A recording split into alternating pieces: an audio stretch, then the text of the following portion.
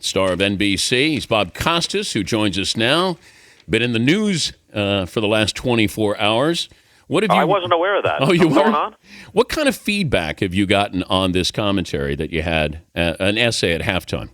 Well, tremendously positive feedback from most of the people. In fact, everyone who's been able to contact me directly. Very positive feedback, and there's been a lot of positive feedback in the press as well, but obviously there's also been considerable backlash.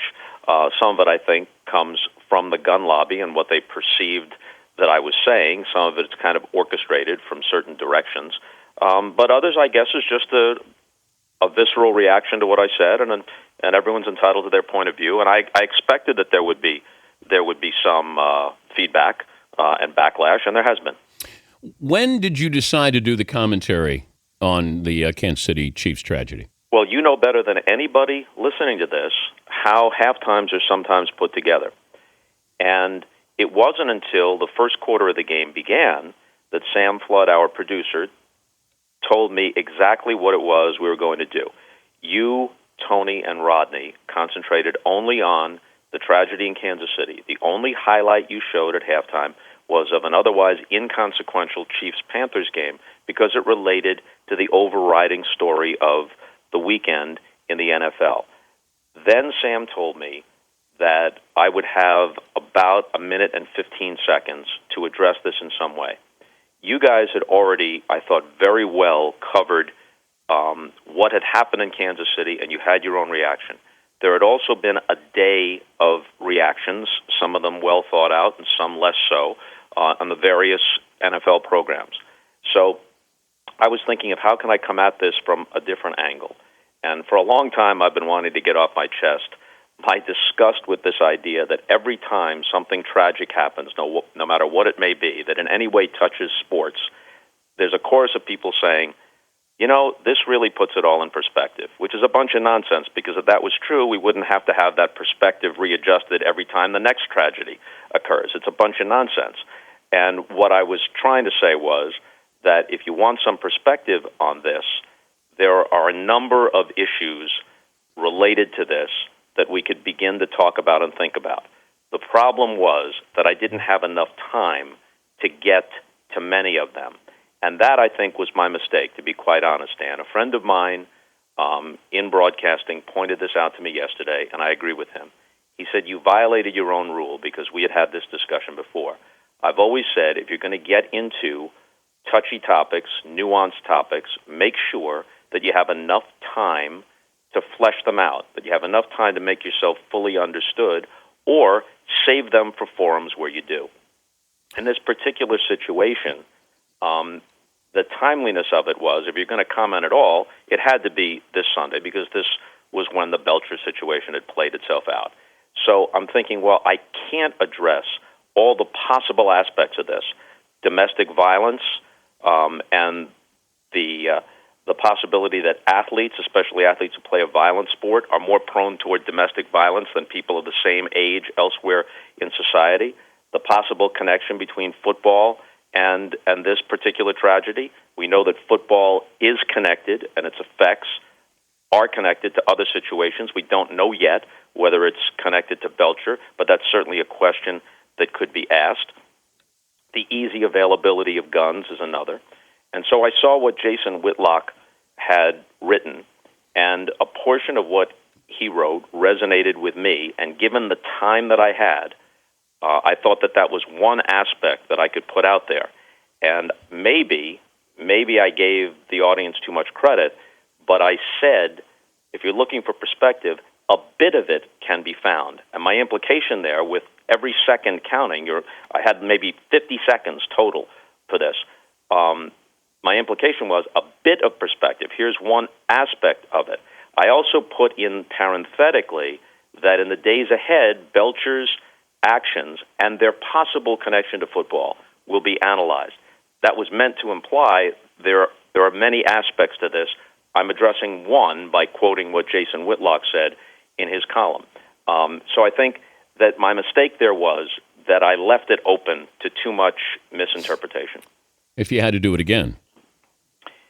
If I had to do it again, I think what I would have said was, if if you're looking for perspective on this, if we're truly looking for perspective on this, and not merely saying, well, this is so sad that it, for a few minutes, took my attentions away from the Seahawks-Bears game, if you're really looking for perspective, then a discussion should ensue within sports about the football culture, the gun culture, domestic violence, those issues which we don't have time to address in the limited space here, but which we hope to take up elsewhere and in the future, those issues should be discussed if we're looking for some kind of elusive perspective after an event like this.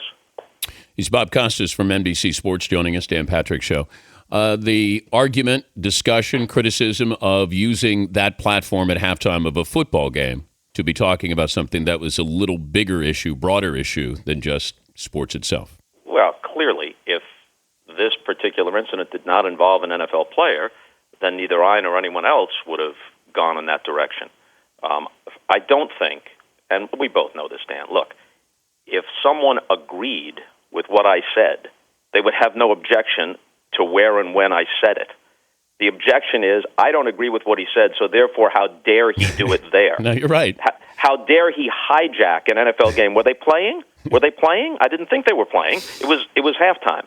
And the whole thing took a minute and 20 seconds, about 50 seconds of which was about the gun culture, and we'll get back to that in a minute. So, look, if someone writes something which people disagree with, especially on a topic where they're emotional, then what was written, no matter how well it was written, is apt to be described as a screed. If something is well stated, no matter how well stated, some of those who disagree with it will characterize it as a rant. If I had gone on and said something which those who now are taking shots at me, poor choice of words there, those who are ripping me, had agreed with, I sincerely doubt that any of them would have said, I agree 100% with what Bob Costas said, right on the money comments, but it wasn't right to do it at halftime of a football game. Well, it's like if you were saying, I'm a proponent of the Second Amendment here, then you probably wouldn't have people on Fox and Friends saying Bob Costas should be fired. Yeah. Apparently much more regard for the Second Amendment than the First. Yeah. In that case. Sometimes, look, there are reasonable disagreements, and I respect them. But then there are things that come from every angle where you just have to say to yourself, sometimes the quality of the thinking of those who oppose you speaks for itself. I was told, I didn't see it, that someone compared this as a fireable offense to situations in which people have made blatantly racist comments or comments that had no place whatsoever. This is simply a case of some people don't agree with it, or they don't agree with what they think I was saying, and therefore it would be okay if I was booted off the air. Well, leave me out of it. Can you imagine that being said of anybody, even if you disagreed, if you, Dan Patrick, disagreed with what the person said? But, it was an opinion that's shared by a large number of people. Yeah, let's fire everybody we disagree with. It's just beyond absurd. Where do you stand on gun control?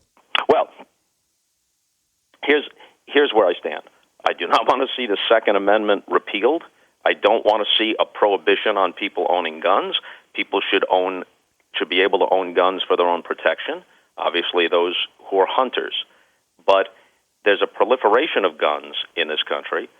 The access to guns is too easy in some cases. I don't see any reason why a citizen should be able to arm himself, as they can in some states, in some cases, arm himself in ways that only the police or the military should be able to. To have a virtual militia purchased by mail order or purchased at gun shows, why do you need a semi-automatic weapon? What possible use is there for a citizen to have a semi-automatic weapon? But here's the point that I think was lost, and maybe some of this is my fault because I didn't have enough time to explain it and maybe shouldn't have gone there for that reason.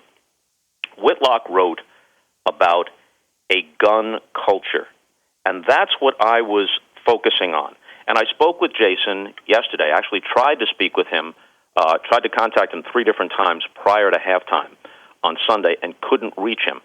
And what I was going to ask was, would he mind if, in addition to quoting him directly, I put in some qualifiers of my own? But being unable to reach him, I didn't feel I had that liberty, and so I simply quoted him directly or paraphrased him as accurately as possible.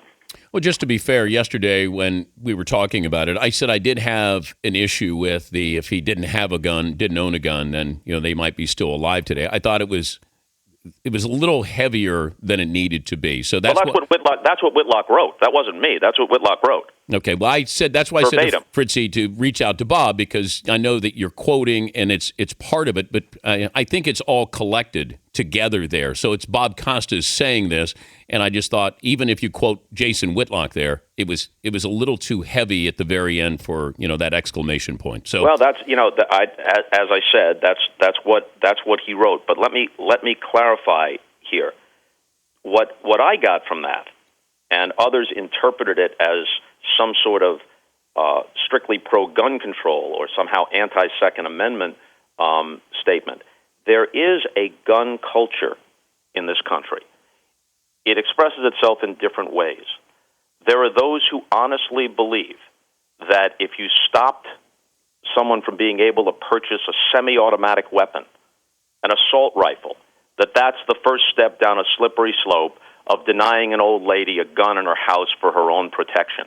There are people who believe that. Yep. There are people who honestly believe that in Aurora, Colorado, if only a dozen or so people there to watch the Batman movie had been packing, they would have been able to take down this nut job who showed up in full body armor with all kinds of military-type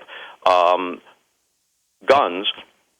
They would have been able to take him down. I think any police officer, if you told them that, would roll their eyes because they know that what would happen in that situation is just more carnage, wild firing of guns, unintended consequences that often accompany people having too cavalier an attitude toward guns. So the gun culture plays itself out that way, but the gun culture also plays out in inner cities where teenage kids somehow have access to guns and there's an ongoing carnage. Jason Whitlock himself told me yesterday that there are many clubs that you cannot go into without going through an airport-style metal detector. The idea, Tony Dungy said to you on Sunday, that when he gathers his players together, or did when he was the coach of the Colts, and asked them, how many of you own a gun, he was surprised by how many hands went up. Now, even if you have the legal right to do it, can't we take a step back and realize that especially among young people, there seems to be too cavalier an attitude about guns. Leaving your house, take your gun. Just make sure you got your wallet, your watch, your gun. This can't lead to good things. So it was that gun culture, rather than any specific gun control laws, any specific view of the Second Amendment, that culture, that attitude toward guns that often leads to tragedy, far more often leads to tragedy than tragedy being averted because someone has a gun. That's what I was talking about. Perhaps it wasn't made clear enough, and if not, that's on me. Good to visit with you, Bob. We appreciate it. Thank you, Dan. Thank you, man. Okay, bye. Bob Costas, Football Night in America.